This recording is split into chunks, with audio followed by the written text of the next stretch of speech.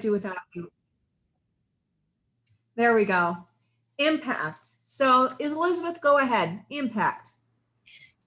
Yeah, so last summer, so it would have been like June through August 2020, I served with Green Iowa AmeriCorps. And personally, I got to have a lot of meaningful conversations with people in my city. I got really involved with a few community gardens in my hometown, which was super exciting. And that kind of ties into professionally, because that service term, you know, even though it was 3 months, it's kind of what put me on this path towards being a sustainability director. And then we had to do a professional development project. So I wrote like an 18-page report to give to the city with recommendations for a municipal sustainability plan. So I got experience talking to city officials as well as writing that kind of report. So so if you had to define one thing, one component of that that had the most impact, what would it be? I would say the meetings. I had quite a few with, you know, people from Parks and Rec, or, you know, I went to like a city council meeting, I think, when the report was done. And I talked to people in all different kinds of positions from the city. And it was really interesting. Yes. So connection, right? Connecting in a way that was with influencers, you know, something we've talked about. Excellent. Other people, impact. Anyone else can remember something that had huge impact for them? I can go ahead, Karen. Oh, I was going to say. Okay. Go ahead, Jonathan. Yeah. No, in Washington, D.C. in 2017, I represented a team of 30 individuals for an architecture competition nationally. And then recently, with the Design Charrette through the Innovation Week, I was representing a team of 4 giving our message. And I think in both of these key events, the impact that I felt was twofold. It was both through the conversations that we were having, and then afterward, the impact of that event created a potential for even more. So I think there was an openness to others, flexibility to challenges, and dedication to tuning performance to our audience. And it's kind of those 3 things, supported by like an analysis of our team and being personally committed up front to the goal that I wanted to have, that allowed for the impact of the event to actually be successful. Although it would have been successful participating in either case, and then opened up the door for even more impactful opportunities to come. Yeah. So being in a situation that gave you the capacity to scale, in a sense too, and participating in a way that gave you and others a chance to scale. Community, right? In your community. That's fabulous. Others, Taylor, did you have something to say about impact? Or maybe you're just coming in. Anyone else? Impact? Something impactful? This week, actually, I got to experience shadowing a FFA fair event for our county fair up here. And I got to observe how they do weigh-ins and other different activities with the beef and dairy cattle. And I think the biggest impact for me was just seeing the joy and awe on all the people's faces, and how like really truly personal cattle can be to people. So, I mean, considering what I'm doing and the project I'm working with, every time I get to see the passion that people envelop in cattle, it just brings more passion my way. That's great. One of the things I want to point out about impact is every one of you identified experience, right?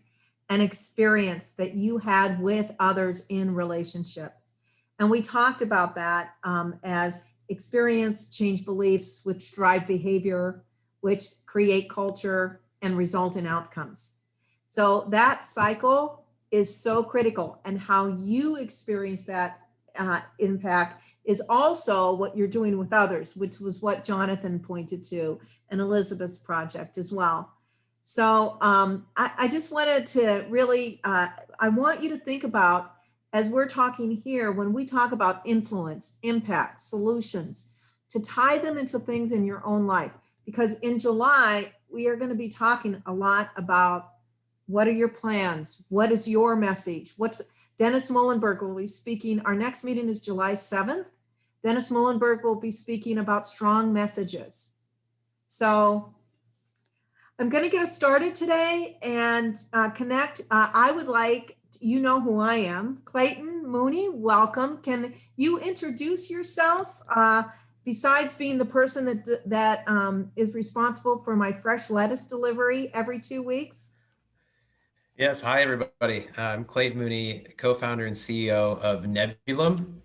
And Karen, I do have some slides that I'd like to go over, maybe 20 minutes or so, but I'd love to have more of a conversation. Mm-hmm. So if anyone has any questions along the way, please jump in. Yeah.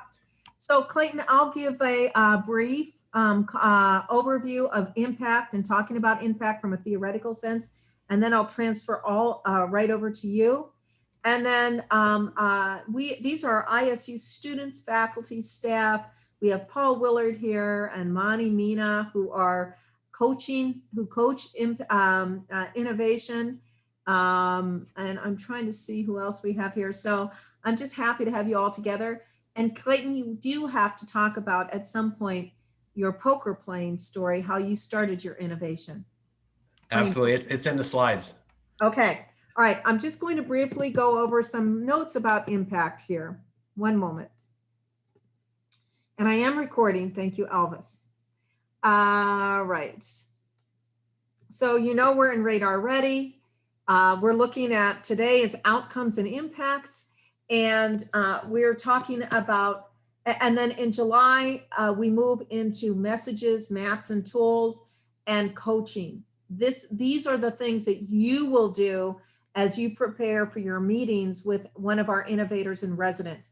Paul is one of our innovators in residence, and I think we're going to adopt Mani, who has been just fabulous. So, and Clayton is always available to meet with people, particularly if you're interested in agriculture or just as an entrepreneurship. He is, Clayton, can you talk briefly? You're doing the Young Entrepreneur Conference coming up here in October.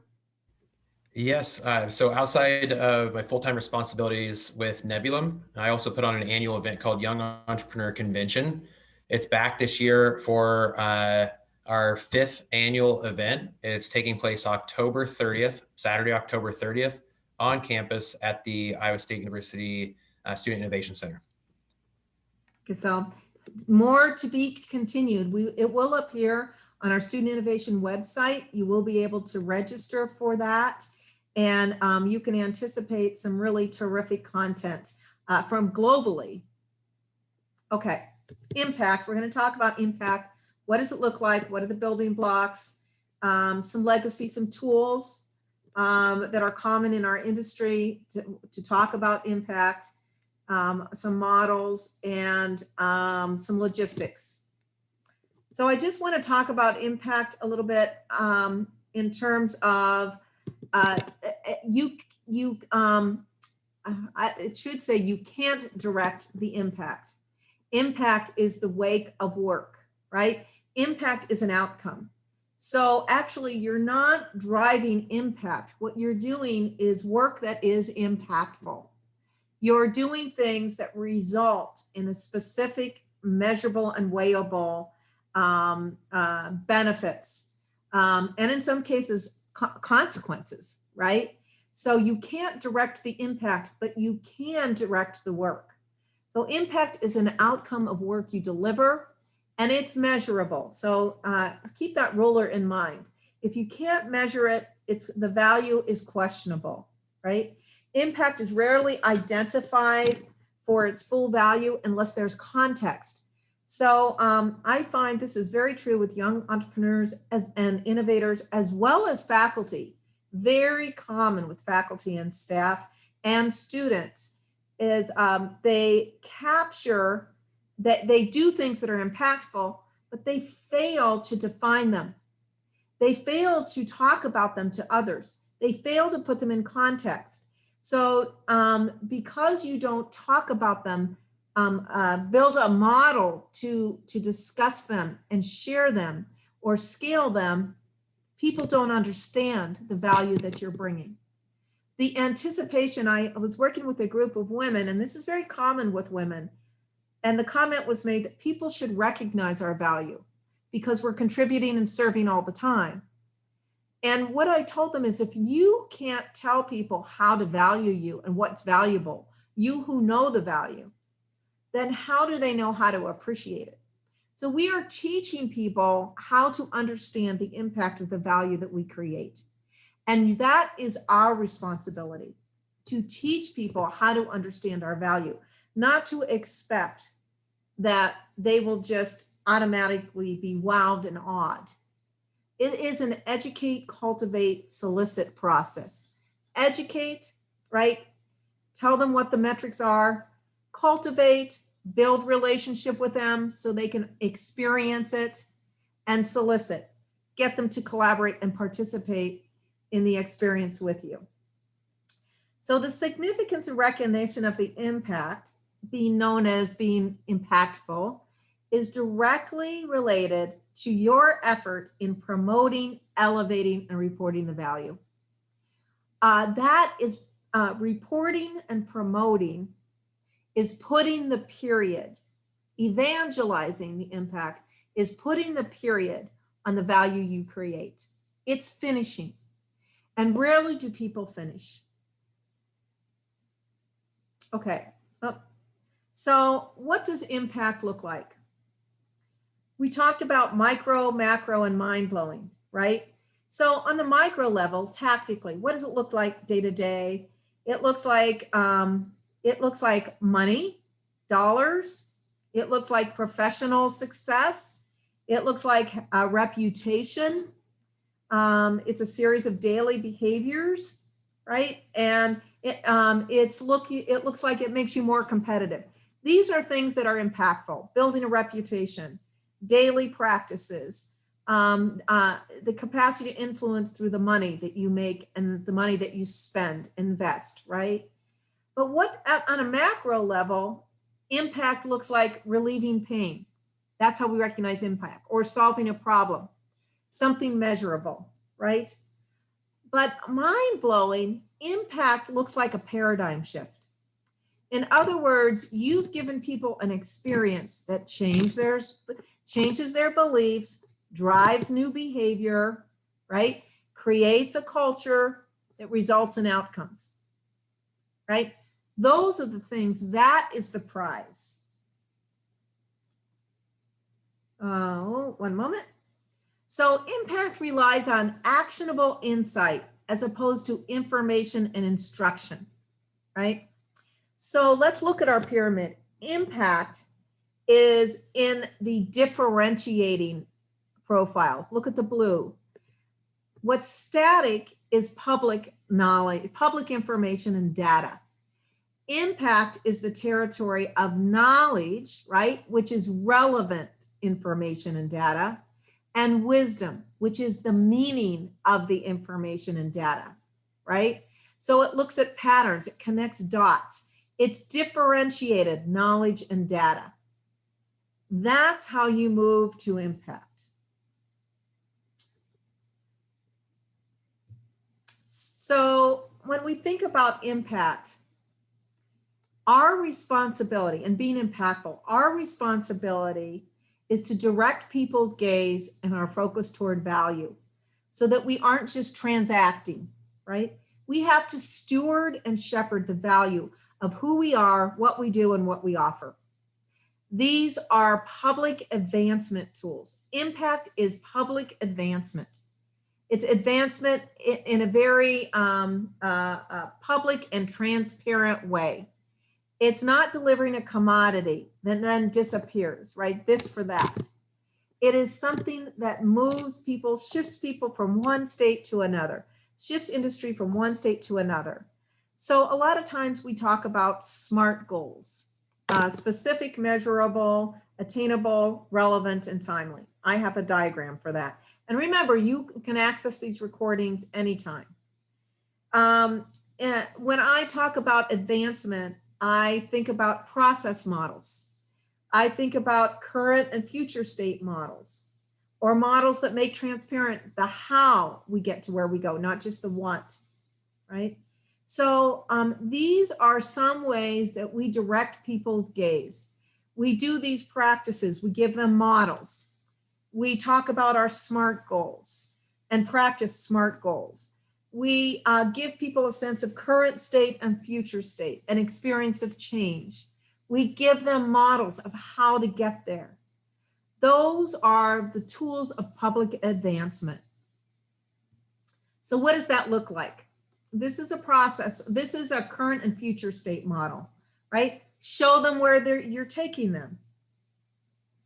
And so you give them current state, you show them future state. That helps educate, cultivate, and solicit engagement, right? Because you're showing them how to get there.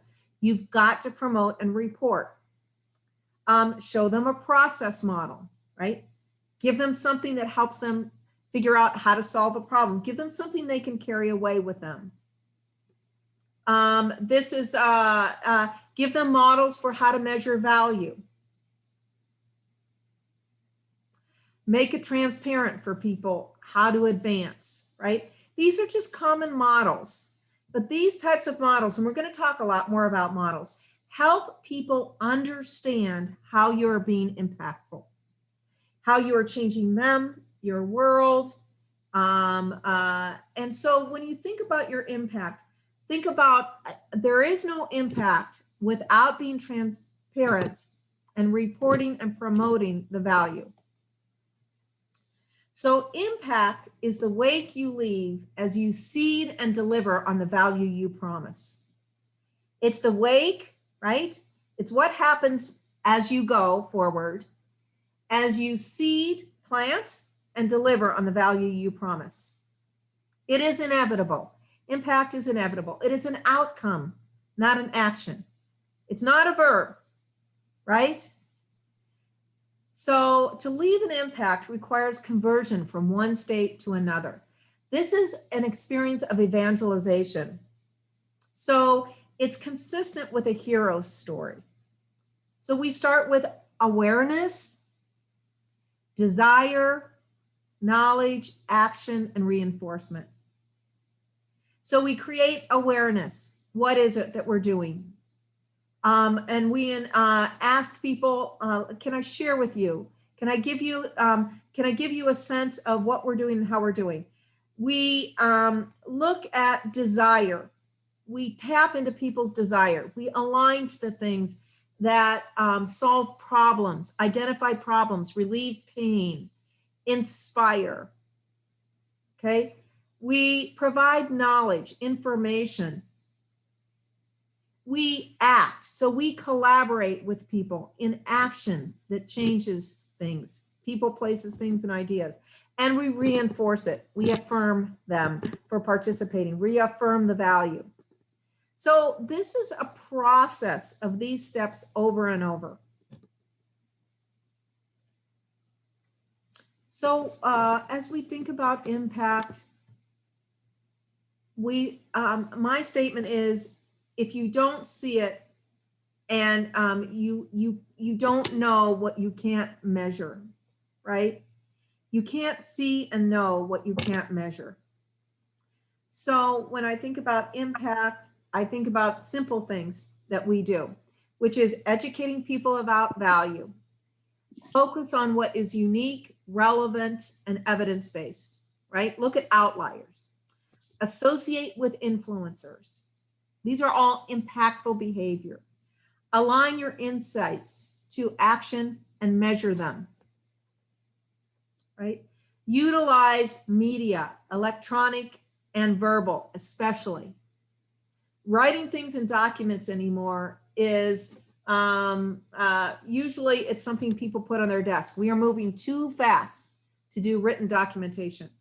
So think about electronic media and verbal. And verbally delivering through presentation. Visual models is another way. And then evaluate and adapt and update, right? Evaluate, adapt, and update. Give people an experience of ongoing evolution. So these are impactful behaviors. I will end on this slide, I think. Let me see. Almost end on this slide. So when I think about how are we impactful, if you're going to be known for your impact, you want to practice your P's and Q's. You want to position yourself Remember we talked about luck being the residue of design? So being in the right place, the right time. You want to promote what you're doing. You want to perform consistently, which means delivering what you promise. I run into, especially in the public arena, so many people that are what I call John the Baptist. They prepare people for this great change and this great opportunity, but they don't seal the deal.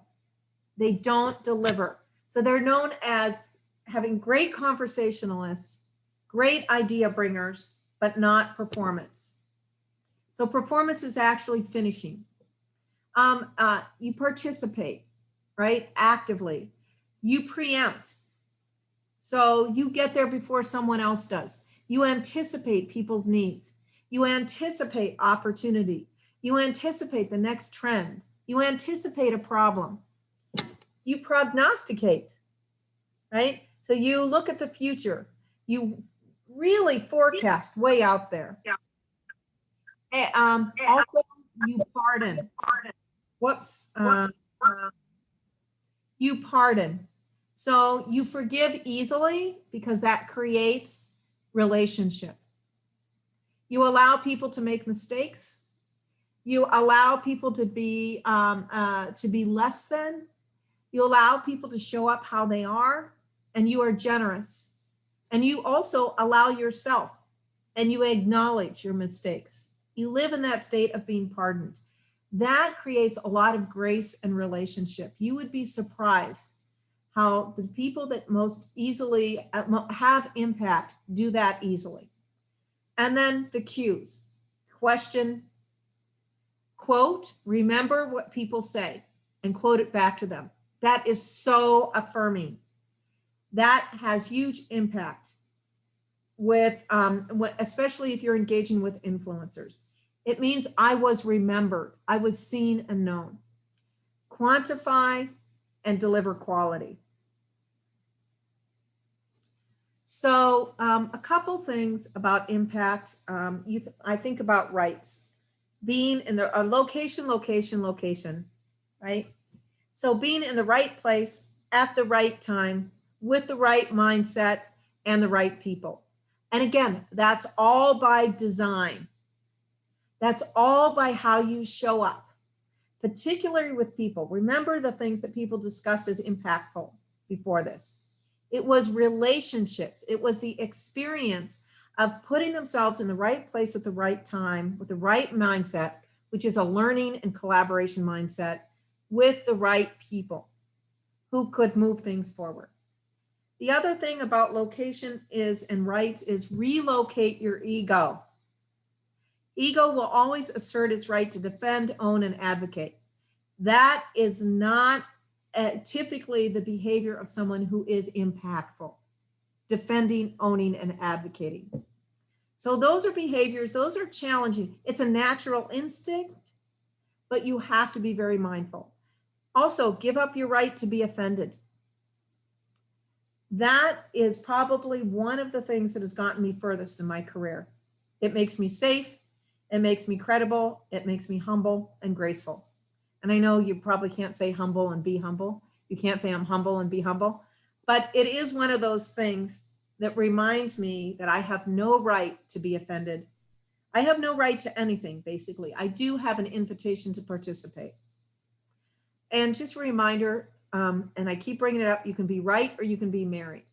Right, being right, and never works. That is the thing that makes people least impactful. It immediately shuts down conversation, shuts down relationship, and relationship with the world and with others is the key to being impactful. So on that, 5:58, I am exactly on time. There we go. So those are my notes and observations. And note, I'm aware that I give you a lot of tools and a lot of things to think about. And but my goal is to give you things that you can attach to. Don't feel obligated to do all of those things, but hopefully some of those things you will attach to. And now I am turning it over to the famous and infamous Clayton Mooney. Awesome. Thank you, Karen. So what's exciting about you covering your slides first, I think there's a lot of details you mentioned that we've actually been able to apply from a practical standpoint. So I highlighted a few of them. But again, as I go through these slides, if anyone has a question, please unmute and just interrupt me, jump on in. I'm going to share my screen here.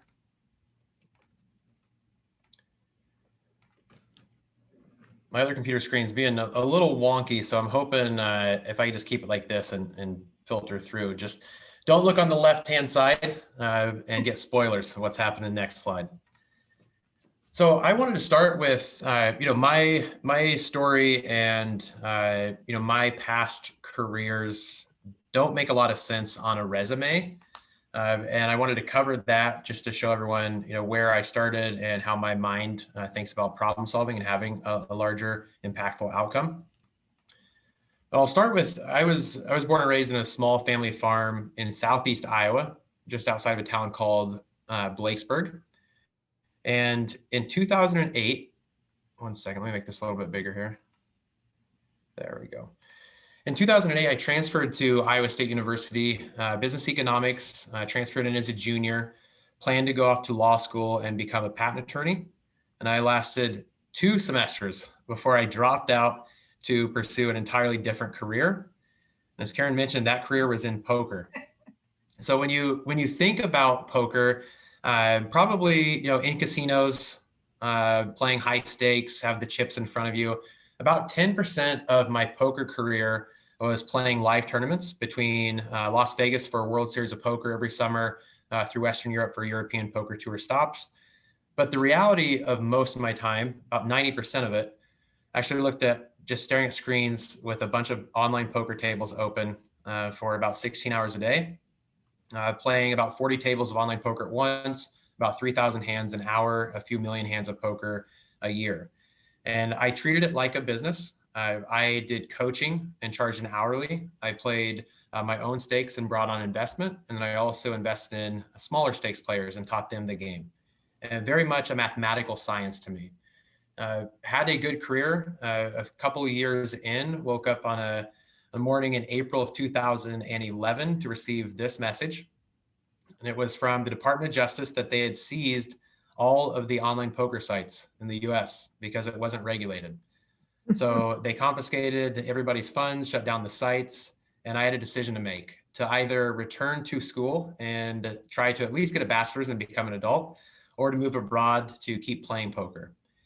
And while playing poker, I blogged a lot about my trips to various tournaments and the mathematics behind the game. And I noticed I loved to write, but I was a pretty bad writer. So I decided to return to Iowa State. I switched to an English major with a focus on creative writing, crammed a bunch of credits into 3 semesters. And then I jumped out to Colorado to take a job with a Fortune 500 company as a marketing and technical writer. And I thought most of my days would be spent like this in the mountains. But the reality was about 70 hours a week was focused on Cubicle City, is what I like to call it. So about 9 months into this job, I realized, and I had kind of an epiphany that pointed to, I didn't like how slowly larger companies moved. And I felt like there were too many bottlenecks and processes. And I just accepted that I made a bad employee. So I gave away and sold everything I had to go back to poker. Of course, I had to move abroad. So I ended up in Ireland on a 1-year holiday visa, specifically in Dublin on the south side, and loved my time in Ireland. Had my best year I've ever had in playing poker full time, and tried to renew my visa after 1 year. And they asked me very nicely to leave the country. And I ended up back in Iowa. But from Dublin, I actually met a lot of poker players turned angel investors in technology companies. And they kept telling me that building a technology company was more impactful than playing poker, where your success is only measured by money won or lost. And they also told me it was more fast-paced building a technology company than playing 40 tables of online poker at once. So I was intrigued, but had no company or business ideas myself. And when I returned to Iowa, I wanted to get back up here to Ames. My plan was to stick around for maybe a year or so, and then likely go back to playing poker. And I started asking around on campus to past professors and friends in the area if they knew of any tech companies with less than 10 people on the team hiring. And of those that I looked at, nothing really intrigued me with their product or their service they were building. But I was introduced to a group of students at Iowa State working on the Thought for Food Challenge that year. And the year was 2014. And Thought for Food was sponsored by Syngenta and Microsoft that year. And the entire premise of the competition was, can you build a product or service that improves food security on a global scale? All of us in that group had experience living abroad and traveling extensively abroad. And we sat down one day and said, okay, if this is a business plan competition, let's play to our strengths. And we decided to focus on developing regions and food waste. And that's where the very first food technology company I co-founded came into existence. That's the genesis behind Kinosol. And at Kinosol, we built solar food dehydrators for farmers in developing regions. And we decided to focus on smallholder farmers who were essentially living off of their land. Everything they grew, they sold and bartered for everything else they would need. And when we think of food waste here in the States, it's often what we don't finish off of our plate. But food waste abroad in developing regions is often what they can't harvest in time before it essentially just rots on the vine. And there's no post-harvest techniques in place to properly preserve and store that food. So this is the part where I could talk for hours on all of the mistakes we made, but I figured I'd save you some time and highlight what we should have done. And back to how Karen mentioned that most things to have impact need to be measurable. She's spot on there, because we should have thought about Kinosol as, if we know the subsistence farmers are having the problem, and the problem is X amount of food goes to waste, which is equivalent to them missing out on Y revenue. We should have thought about it that way, and then framed our value proposition for our product, the solar food dehydrators, as we reduce food waste by X and we increase revenue by Y. But our assumption at the beginning burnt a lot of time and money. And to give a couple of examples, the picture on the left was our very first prototype, and it was definitely an ugly prototype. The bottom half was a solar food dehydrator. We built that in my parents' wood shop, and we used a natural convection system to dehydrate some fruit and veggies. And thankfully it worked, so we proved functionality. And then the top half, we assumed that after someone would dehydrate their produce, they would need somewhere to store it. And then we thought maybe they would also take this product to market with them. So it maybe needed some wheels, maybe needed to be able to hook to the back of a bicycle. All of those were very, very poor assumptions and something we did not test with our customers. So flash forward about a year in, getting feedback from our customers, we realized that wheels weren't important. Storage compartments should be separated. And the picture on the right is our fifth prototype. More in-country field testing was taking place. We were starting to hear back from our customers on what really mattered for that base functionality of the product. And then we came to the realization that customers are the judge, jury, and executioner of your value proposition. If you're not listening to them, you're likely building something people don't want. So you're setting yourself up to crash and burn, especially as a technology company.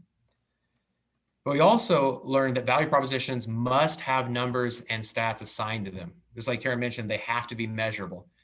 And from a founder of an early stage company, it's really hard to place some numbers and statistics in place, but starting somewhere and then having your adjustments take place from customer feedback has been really key for us. So once we had those aha moments, which again took a lot of time and money, we came to the next iteration of our product. We went in search of manufacturing partners because we were getting feedback that using plywood and plexiglass, if the dehydrator broke in country in a rural or remote area, it likely became a paperweight. Whereas we needed more durable plastics, something flat packable, fully collapsible. So we arrived at this dehydrator. And that proved out at the end of the day, we just needed a good dehydrator. Nothing else really mattered outside of that first value proposition. So as far as building a prototype, if anyone is working on a product right now, that prototype needs to accomplish just one thing. It needs to prove your one value proposition. And after that, and you have some sales going and you continue to get that feedback from customers and users, that's when you can start adding bells and whistles, so to speak, maybe features over function. And this photo here is the newest model, essentially 8 prototypes in. And this is the model that we launched on a global scale. And to date, we took that solar food dehydrator, launched in about 50 countries worldwide, primarily in Eastern Africa, and then kind of expanded out from there. And during building Kinosol and focused on food security and having grown up on a farm here in Iowa, I kept coming back to this question. If we're improving food security abroad, what are we doing in our own backyard, starting here in Ames? And I was intrigued by distribution and scaling a product to have the most impact on a global scale. So I kept coming back to this question of how do we create access to reliable local food here being starting in Ames.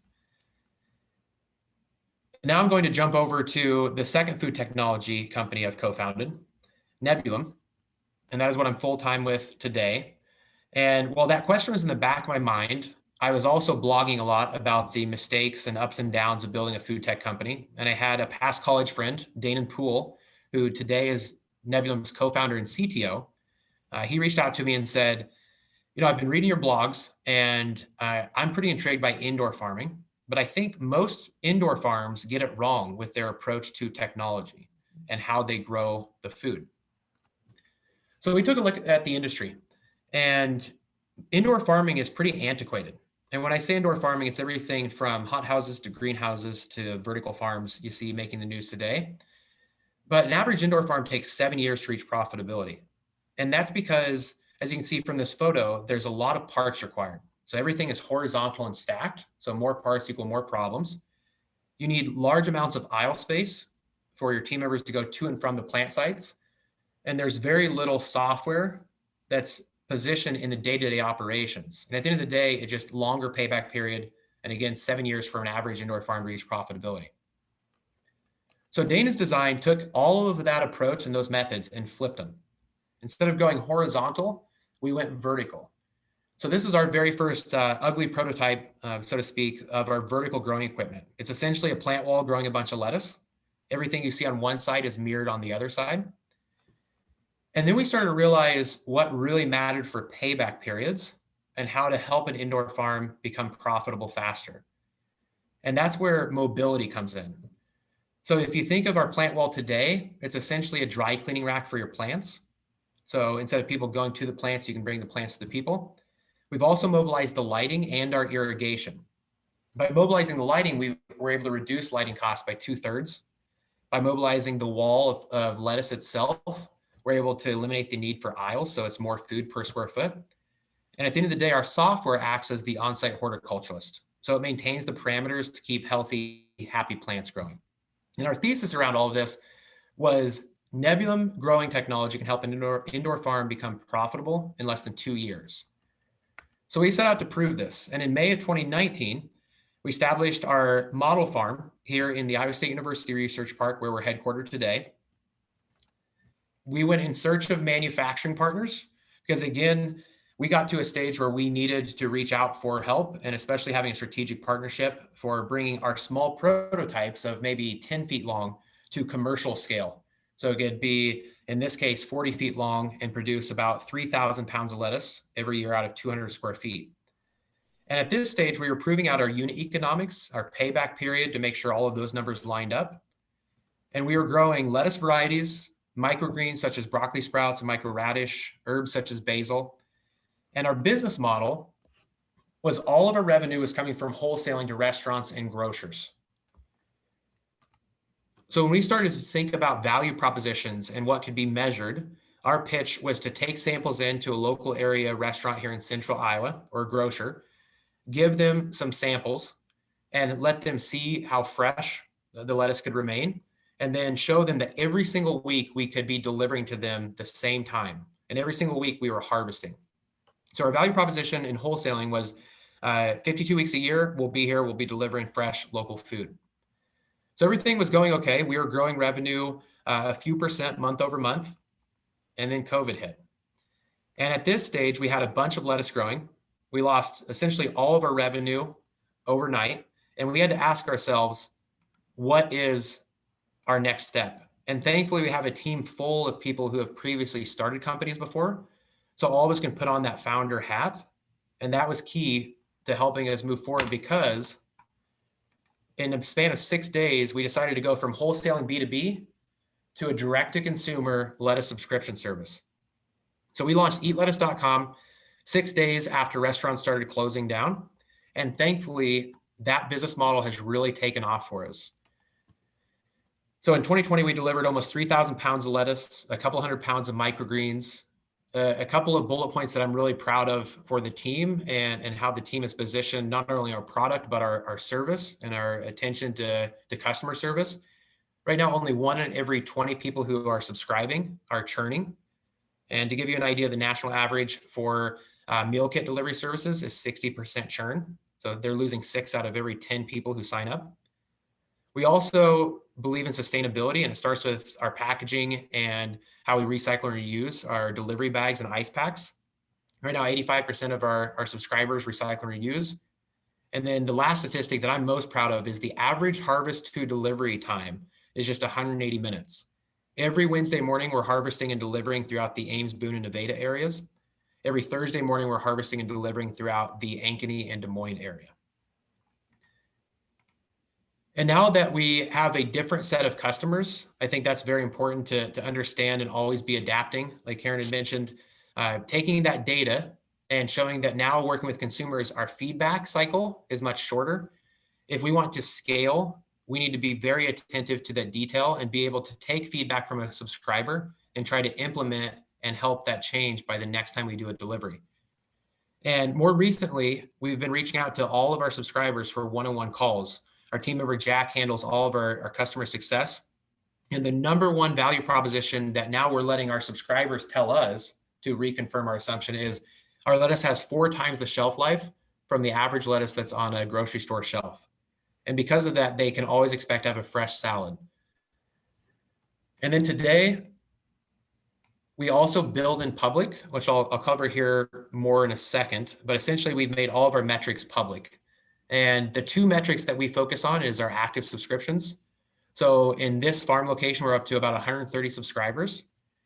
So that's essentially increasing revenue each month. Over the past year, we've been able to increase revenue about 15% month over month. So much better than our previous business model and better margins.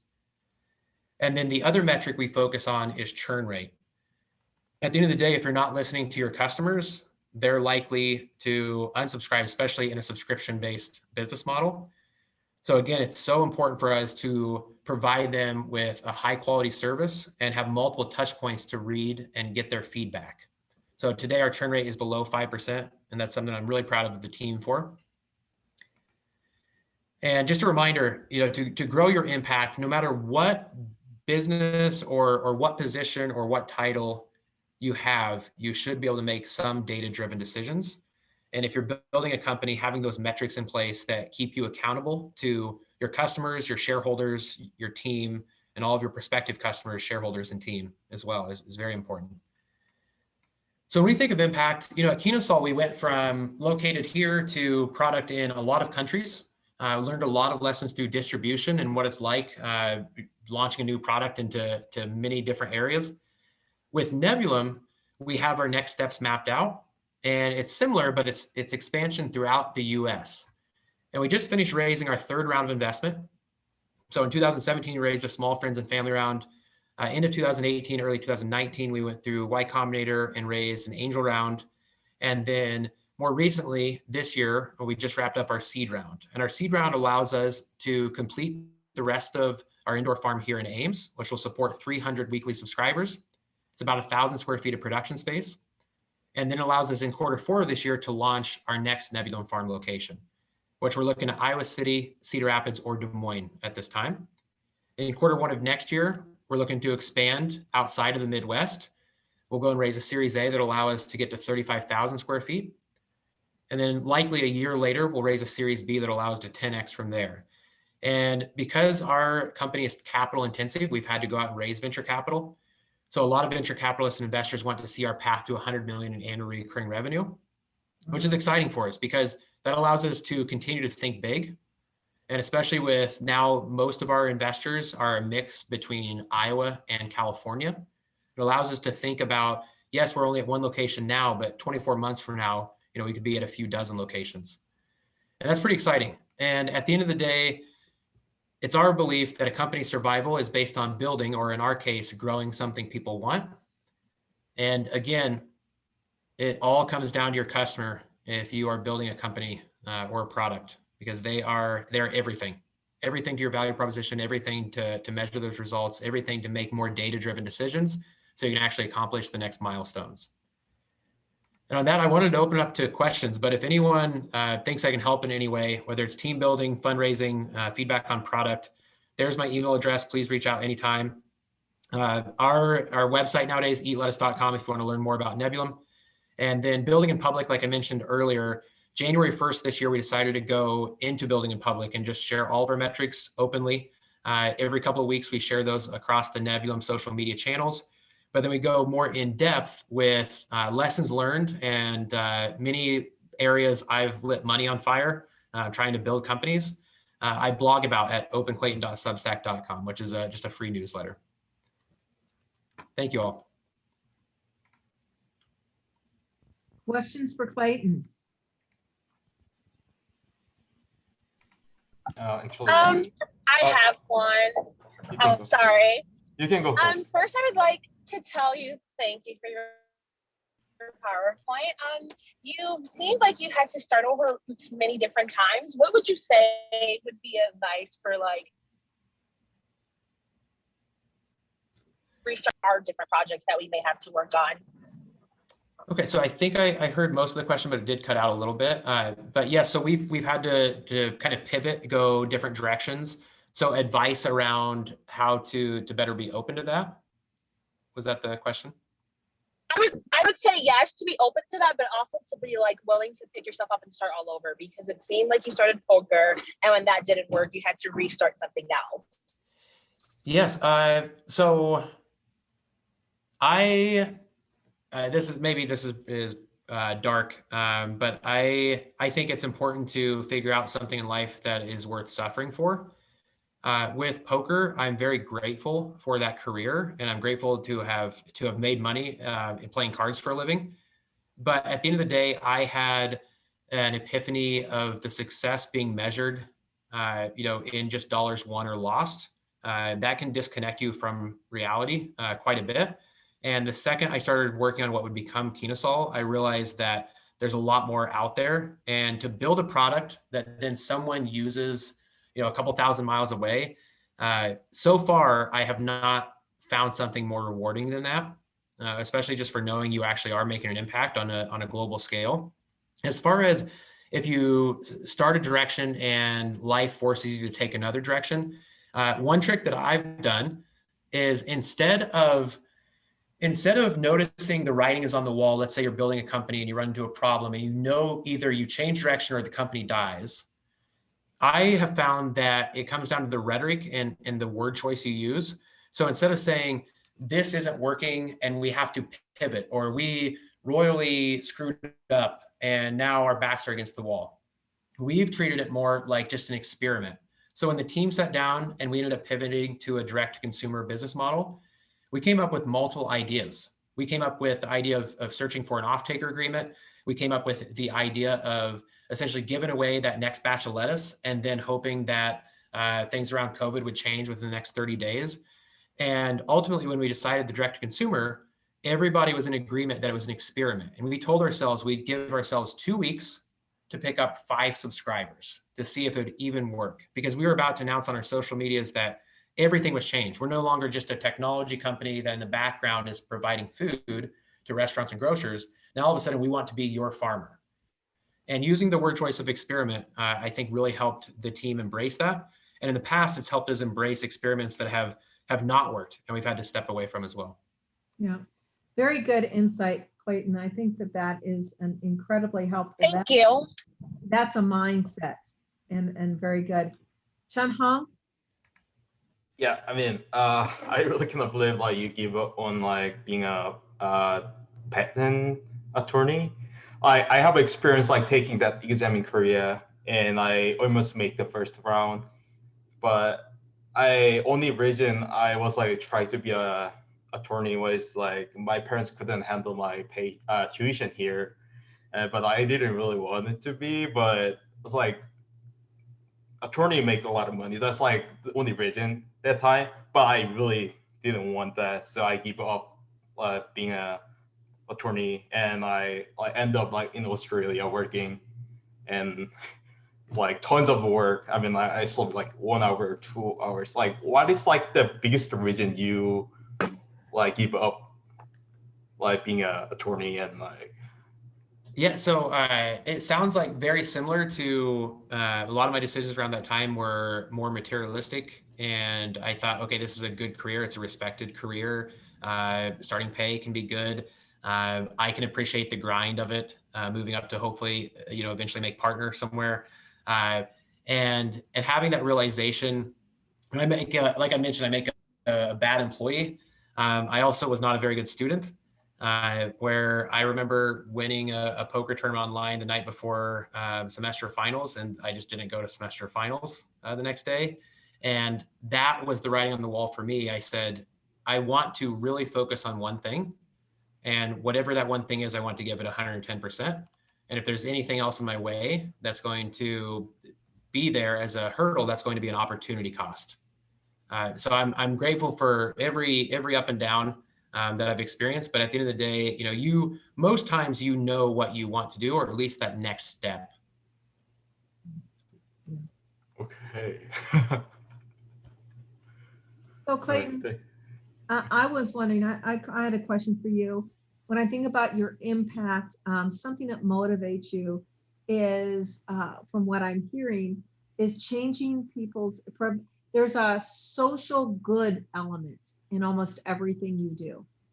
That is part of your impact story, the social good, like fresh food, healthier food. Can you share a little bit about how that drive really directs your personal goals to be impactful? Yeah, so it definitely started with, I had only seen one side of the coin of being materialistic. And with poker, there's a lot of ego that goes into it, especially if you want sponsorship. So my first experience with investors was to go out and raise money so I could move up in stakes and play on the European Poker Tour stops. And I noticed that peers who were getting investments were the ones who were louder about their wins. And I thought that was the path that I had to go. And I'm grateful to have met a group of individuals who would become co-founders with Kennesaw, because a lot of their outlooks on life were the complete opposite of materialistic. And that showed me the other side of the coin. And so of course, Nebullam and Kennesaw have both been physical, hardware related companies. And there was just something that clicked as soon as we were able to get that product out there. We knew somebody was using it, and it was actually solving the problem that was in front of them. And I've never come across something more motivating to myself. And I think that's really important to figure out what drives you. On the other side of that, for instance, nowadays writing at the Substack newsletter, that's my way of giving back, because I feel like startup communities should be led by the founders who are experiencing everything from the trenches. And I've had plenty of mentors who have given me, free advice that's been very practical, that's helped me save time and money in building companies. And I feel like that is something that needs reciprocated in order for a startup community like AIMS to continue to thrive. AIMS is one of the fastest growing startup communities in the Midwest right now. And of course, our strengths, you have Des Moines with, fintech and insurtech. Here in AIMS, you have food tech, ag tech. So playing to our strengths and building up a pretty resilient startup community is motivating to me to continue to have that give first mentality. And then at the end of the day, for the selfish reason of I want to be successful so I can turn around and invest in other startups in the area. And I think that's so important for founders who can have financially successful exits to then become angel investors. And watching friends and peers do that over the last few years has been really motivating as well. But it's all just one big circle of life for a startup community. Yeah. Eternal return, basically. You build cycles of participate, invest, get a return, invest, get a return. So I like that idea of being part of that community that is very deliberate in how they're creating value. Yes. Other questions you have for Clayton? I've got one. So I've done a lot of projects, but not in a business context. So as you went through these developing new technologies, what was the point that you decided, okay, this version is good enough that we can start charging money for it? And what got you past that hurdle of, okay, it's good enough to be version 1? Great question. So my advice on that is most founders, they charge too little for their product and service, and they don't start charging soon enough. So with our very first prototype, from the picture on the left earlier, we weren't about to charge for it. And then on our second prototype, when things had started to change, thankfully I had a mentor, Kevin Kimley, who runs the Agricultural Entrepreneurship Initiative at Iowa State, who said, the only way you get in the mindset of growing this thing is if you charge money, and you shouldn't be embarrassed about what the product looks like as long as it actually solves the problem. And from his advice at that moment, we were so nervous to say, okay, well, we know this thing's ugly, but it works. So can we find a buyer? And that is something that I'm so grateful that we had the advice. We had the advice that we did at that time. Otherwise, it probably would have been 6 or 7 versions in before we said, okay, this is perfect. Now we can finally charge. And then we probably wouldn't have charged enough. And thinking about the best way to really test, a product or a service, and in this day and age, just like even a platform, if you're working on an app or a website, is just to see if someone will use it, and then interviewing them to get their feedback on, does this actually solve a problem or create a gain for them? And if it does, then if you're proving your assumptions around that, just say, hey, would you pay something for this? And I think that's really exciting to go through that. Like that's one of the most exciting parts to me about company building is you get this product out there and you get outside of your bubble and your network. And all of a sudden this is someone who you don't know, you have no connection to.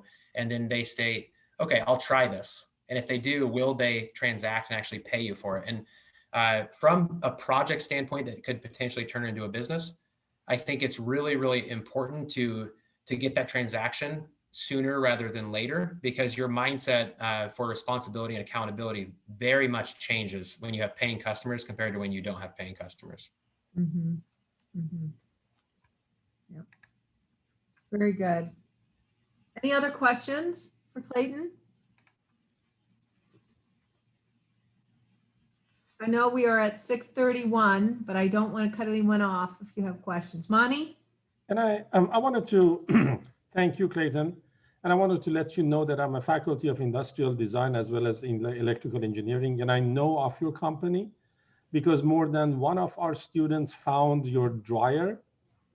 And they were proud that it was an Iowa-based company, and they proposed that for Ethiopia and some of the African countries that could not refrigerate.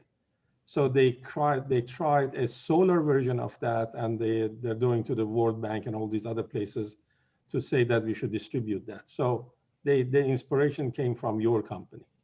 That is amazing. Thank you very much. Thank you. And we should talk soon because in the next 9-ish months, we will be recruiting an electrical engineer for Nebullam. So I should know who's getting ready to graduate. Definitely. You can find my email. It's mmina, or if you do mina@iastate.edu. Yes. Thank you. Perfect. Thank you.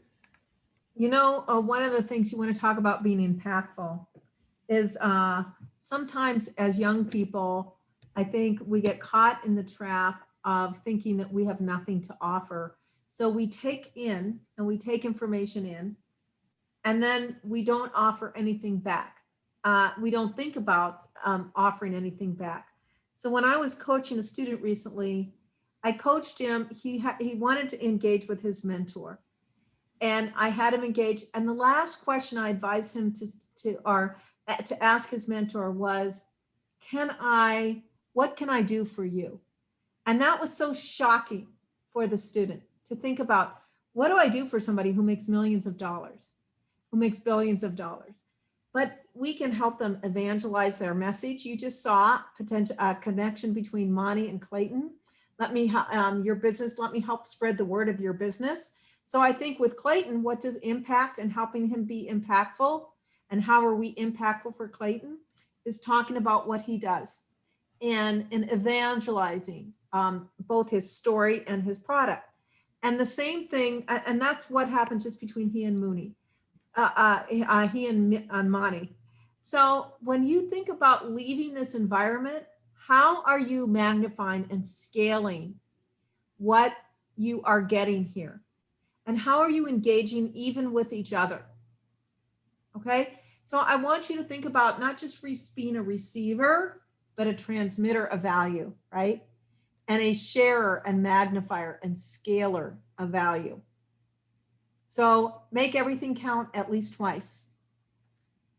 Not just for you, but for you and whatever.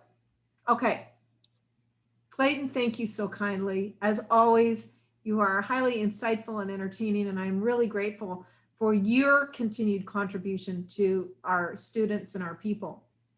Happy to help. Thank you all for having me. I noticed a couple of our subscribers for Nebullam on here. Thank you very much for your support. Happy to be growing for you. And then again, Saturday, October 30th, hope to see everyone at Iowa State for Young Entrepreneur Convention, where we are bringing in founders who have been there, done that, to really help and share their stories and help however they can. Thanks all. I will promote that, Clayton. So thank you. Absolutely. Thanks.